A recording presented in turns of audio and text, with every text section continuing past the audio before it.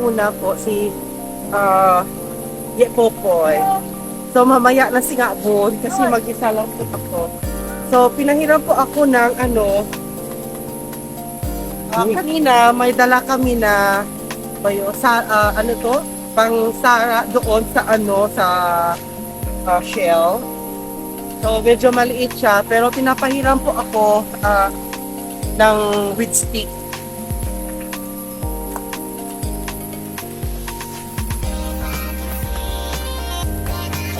So ito pala yung gagamitin nila sa pagkuha ng AP or shell.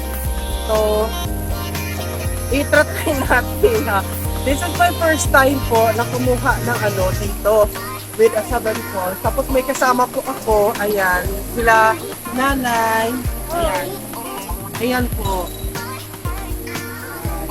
Sila yung yung nakita namin dito, kaya dito nila kami pumunta para mag-ask po ako sa kanila kung ano yung dapat na gagawin pagdating dito sa sa pagkuha ng shell.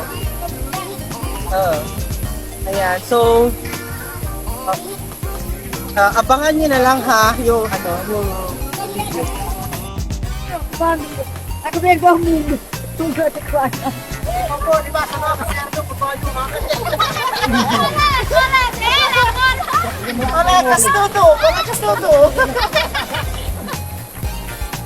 Ano tamo? Ano nga yun? Tanaw.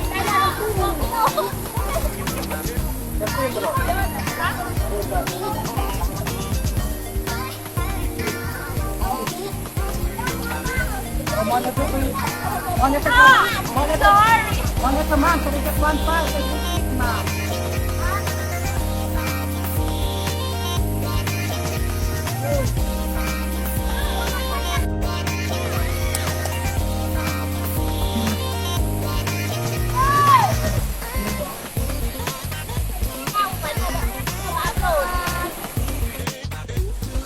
Ano na ako sabi?